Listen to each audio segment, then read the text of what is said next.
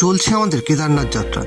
কেদারনাথ যাত্রা সিরিজের তৃতীয় পর্বে আপনাদের প্রত্যেককে স্বাগত। ভিডিওগুলো একটু বিস্তারিতভাবে করছি যাতে ভবিষ্যতে যারা যাবেন তাদের যেন কোনো অসুবিধা না হয়। আজকের পর্বে আমরা দেখব সোনপ্রয়াগ থেকে গৌরীকুণ্ডের যাত্রা, গৌরীকুণ্ড থেকে কেদারনাথ যাত্রার পিট ট্যুর বুকিং পদ্ধতি, গৌরীকুণ্ডে জিএমভিনে থাকা ও খাওয়া, গৌরী মাতার মন্দির এবং গৌরীকুণ্ড দর্শন এবং গৌরীকুণ্ডে সান্ধ্যকালীন টিফিনের অপশান। তাই চলুন আর দেরি না করে যাত্রা শুরু করা যাক। যেখানে সোনপ্রয়াগে ডকুমেন্টস ভেরিফাই করবেন, তারপর আগে এলে এরকম একটা করিডোরের মধ্যে দিয়ে আপনাকে যেতে হবে। এখান থেকে এগিয়ে গিয়ে 500 মিটার মতো রাস্তা বলছে। আগে যাবেন, আগে গিয়ে ব্রিজ পেরোতে হবে, তারপর গিয়ে গাড়ি পাওয়া যাবে গৌরীকুণ্ডে যাওয়ার। এখন এই রাস্তা দিয়ে হাঁটছি, দেখি আগে কি ব্যবস্থা, কীরকম কি আছে না আছে সবটাই আপনাদেরকে জানাবো। কেন কি আমার পরে যদি আপনারা যাত্রা করেন তাতে আপনাদের যাতে কোনো রকম অসুবিধা না হয় সেটা লক্ষ্য রাখাই আমার প্রধান লক্ষ্য। সোনপ্রয়াগ থেকে 500 মিটার হেঁটে আমরা পৌঁছলাম ব্রিজের সামনে, যেটা পেরোলে গৌরীকুণ্ডের গাড়ি পাওয়া যাবে। সোনপ্রয়াগ থেকে হেঁটে আসবেন, এসে সামনে যে পুলটা আছে যেটা আমরা এই মুহূর্তে পেরোবো, সেই পুলটা পেরোতে হবে। সেই পুলটা পেরোনোর পর কিন্তু ওপারে গিয়ে আপনি কিন্তু গাড়ি পাবেন গৌরীকুণ্ডে যাওয়ার। চলুন আমরা যাচ্ছি, আপনাদের সঙ্গে আপনারাও চলুন। এই পুল, নিচ থেকে বয়ে যাচ্ছে নদী। সত্যি যতটুকু এসছি তাতেই মনে হচ্ছে আশাটা সার্থক। বাকিটা দেখলে কি হবে আমি জানি না। তবে হ্যাঁ, পথ চলার কষ্ট আছে, কিন্তু ভগবানের নাম মাথায় রেখে সেই নিলে কিন্তু সেই পথ চলার কষ্টটা কিন্তু প্রত্যেকে লাঘব হয়ে যাবে, নিজেই বুঝতে পারবেন না। তাই একবার প্রত্যেকে বলুন জয় শ্রী কেদার।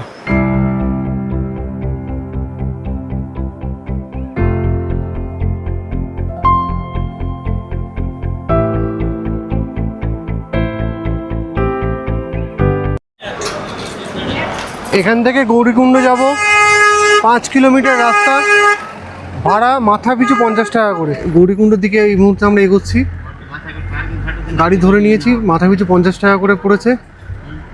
যাত্রা শুরু করার আগে জয় শ্রী কেদার বলে একবার যাত্রা শুরু করলাম। সোনপ্রয়াগ থেকে গৌরীকুণ্ড এই রাস্তার সৌন্দর্য কিন্তু একদম মনোমুগ্ধকর।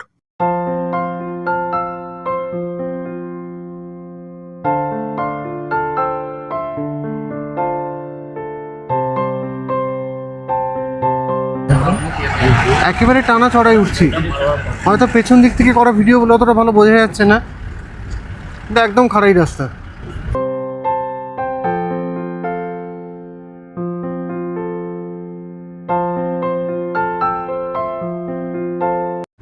ওয়েদার তো এখনো অবধি পরিষ্কার, সেরকম আকাশে মেঘের ঘনঘটা কিছু নেই। ভগবানের আশীর্বাদ যদি কালকে মাথার উপরে থাকে তাহলে হয়তো কালকেও আমরা পরিষ্কার ওয়েদারই পাবো আর কি।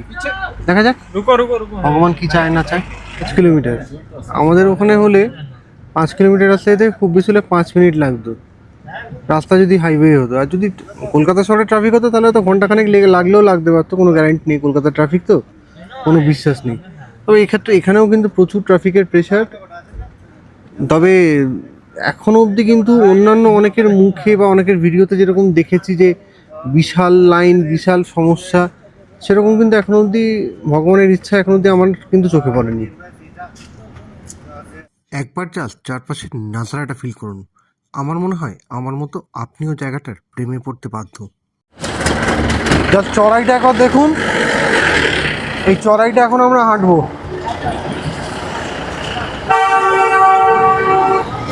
তবে হ্যাঁ, এটা সিনেমার ট্রেলার, পিকচার তো আমি বাকি হয় মেরে দোস্ত।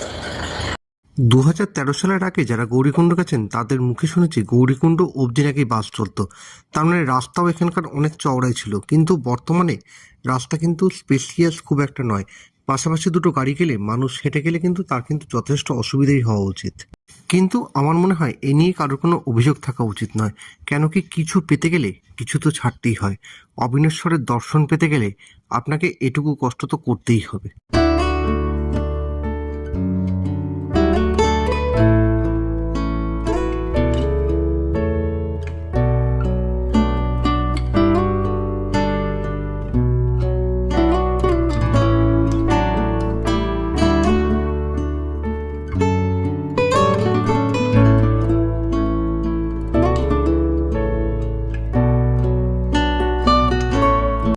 পথে দেখা হলো অসংখ্য ভক্তের সঙ্গে, যারা কেদারনাথ যাত্রা করে ফিরে আসছিলেন।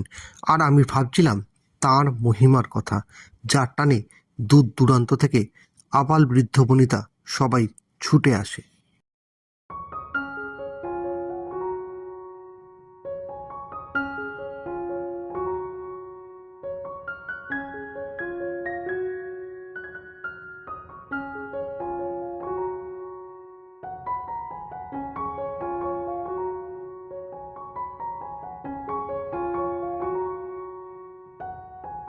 গৌরীকুণ্ডের পার্কিংয়ের ঠিক আগে যেখানে আপনাকে গাড়ি নামাবে, সেখান থেকে 400 মিটার মতো চড়াই উঠলে আপনি খানিকটা সমতল জায়গা পাবেন।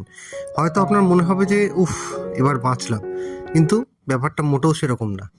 ये किसका पर्ची है भैया? डोली। एक बार और बताओ भैया, एक बार और रेट बताओ। जितना सबसे कम का रेट कितना है? 7,000 रुपये एक साइड जाने का, और जाने आने का नहीं मिलेगा, सिर्फ एक साइड का ही होगा। अभी इसके ऊपर जितना वेट होगा उस हिसाब से वेट भी बढ़ेगा।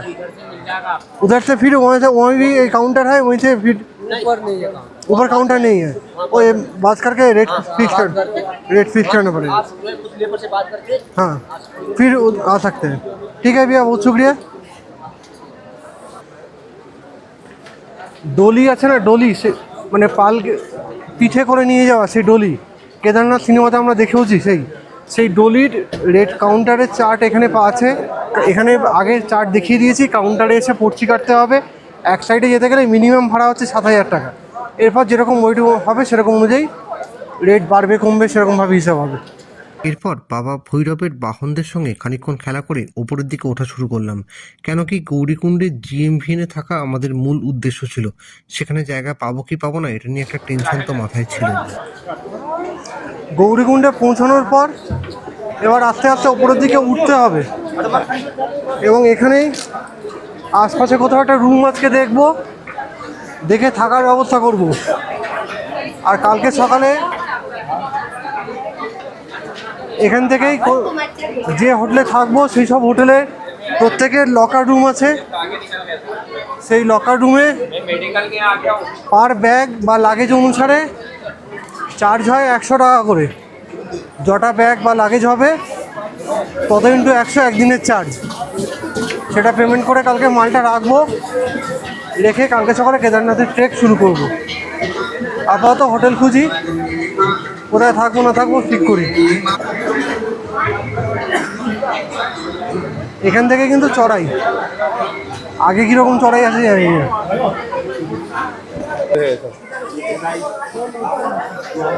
रूम देख लो सर एक बार। रेट तो सही बताओ। रेट सर 500 रुपये वैसे ही कम बोला। रूम है, 4 बंदा है, कितने का रेट बताओ। हाँ 24 घंटे लाइट पानी रहता है। हाँ, गीजर चलता है तो?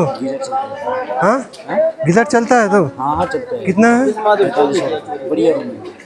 গৌরীকুণ্ডের এই জায়গাটার স্পেসটা কিন্তু খুবই কম, আর এই স্বল্প পরিসরে যাওয়া এবং আসা দু ধরনের লোক যাতায়াত করার কারণেই কিন্তু হাঁটাচলা করাটা কোনো কোনো সময় খুব অসুবিধাজনক হয়ে দাঁড়ায়।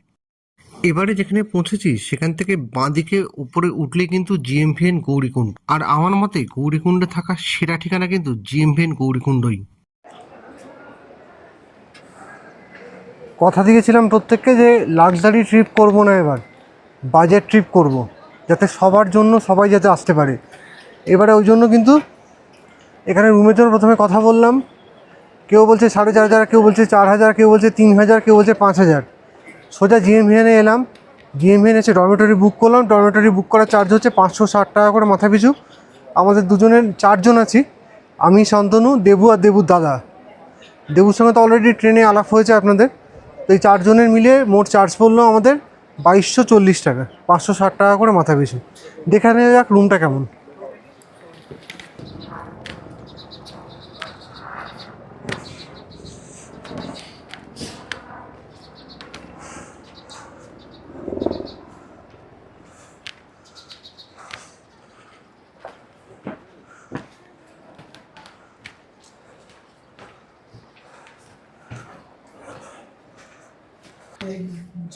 ठीक है, 5 3 किसी के हैं, अब 2 इनके। এটা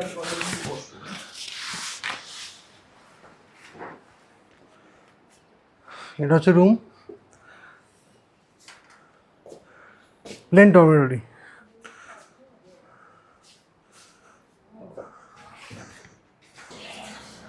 এটা হচ্ছে এখানকার ওয়াশরুম।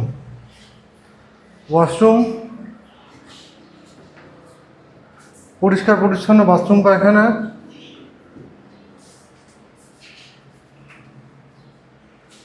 পাহাড়ে ঘুরতে এসে এই পাচ্ছি, এই অনেক।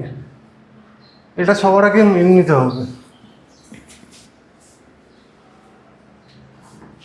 ট্রেক করব লাক্সারি, মানে এটা আমার মনে হয় যে এই ট্রিপে মনে হয় এরপর ওপরে যেটা থাকবো তার তুলনায় এটা আজকে অনেক বেশি লাক্সারিতে থাকছি। আর সামনের ব্যালকনিটা, এখান থেকে কিন্তু মারাত্মক ভিউ পাওয়া যাবে।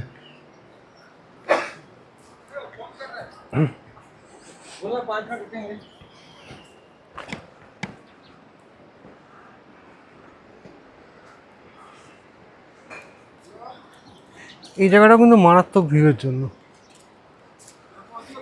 এখানে পাশে হচ্ছে রেস্টুরেন্ট।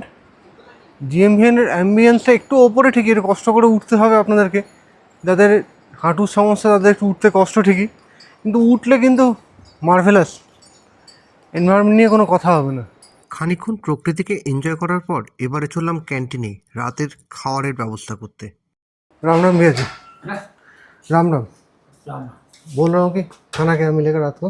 रात को हाँ। आलू मटर है, दाल है, रोटी है, चावल है। थाली सिस्टम में कुछ नहीं थाली है? सिस्टम लिखा है वो देखो। अच्छा, वेज थाली 240 रुपया। आज जी।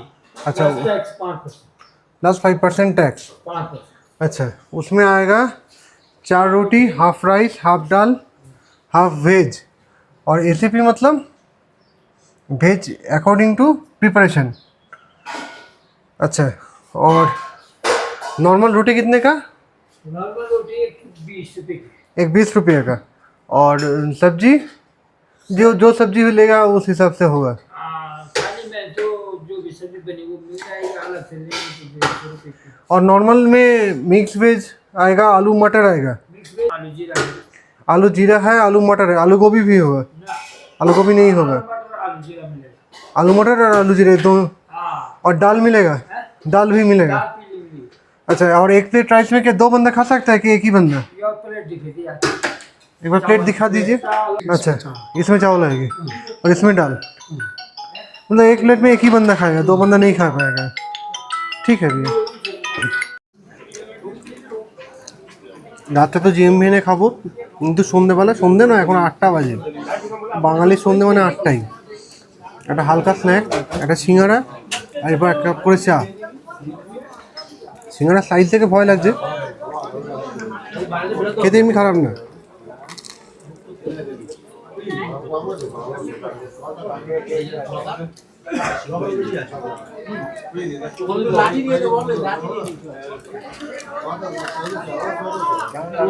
এরপর খানিকটা হেঁটে আমরা গেছিলাম গৌরীমাতার মন্দির দর্শনে।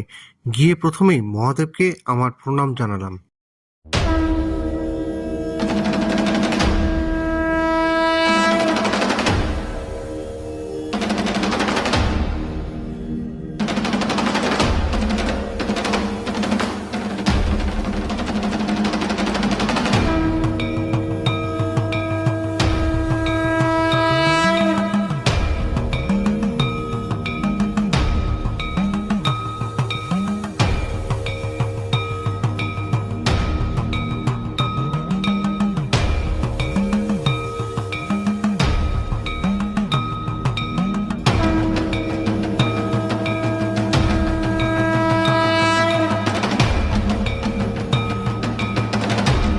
কেদারনাথ যাত্রার আগে গৌরীমাতার মন্দিরে প্রণাম জানাতে হয় এবং অনেকে বলেন যে পারমিশন নিতে হয় কেদারনাথ যাত্রা শুরু করার আগে।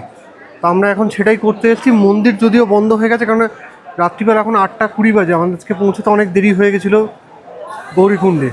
তো সেই জন্য দর্শন করতে পারলাম না মাতাকে। মন্দিরের বাইরে থেকে প্রণাম জানিয়ে পারমিশন চাইলাম, যাতে কালকে আমরা নির্বিঘ্নে কেদারনাথ যাত্রাটা সম্পন্ন করতে পারি। এরপরে আমরা যেটা যাব সেটা হচ্ছে গৌরীকুণ্ডতে। গৌরী মাতার মন্দিরে উত্তরাখণ্ড ট্যুরিজমের একটা মাইল ফলক আছে, যেখানে ওখান থেকে বিভিন্ন জায়গার ডিস্টেন্সগুলো খুব পরিষ্কারভাবে লেখা আছে, যদিও কেদারনাথের ক্ষেত্রে দূরত্বটা পুরোনোটাই দেওয়া আছে। এবার কেদারনাথ মন্দিরের উপর বেশ কিছু গুরুত্বপূর্ণ কথা এখানে লেখা আছে, সেগুলো আমি আপনাদেরকে দেখিয়ে দিচ্ছি, আপনারা একটু কষ্ট করে পড়ে নেবেন।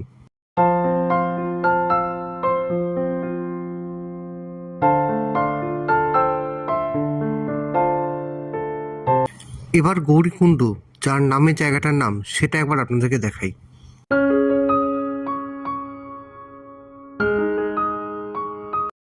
এবার গৌরীকুণ্ডের উষ্ণ প্রস্রবণ, যেখানে সবাই স্নান করে, মানে স্নান করার জায়গাটা আপনাদেরকে দেখাচ্ছি। এখানে কিন্তু ছেলেদের এবং মেয়েদের পৃথক স্নানের ব্যবস্থা আছে। আগে জায়গাটা পুরোটাই খোলা ছিল, কিন্তু এখন জায়গাটা কিন্তু ঘিরে দিয়েছে। নদীর জলের আওয়াজ, কথা বলে সময় নষ্ট করব না, খালি অ্যাম্বিয়েন্সটা ফিল করুন একবার।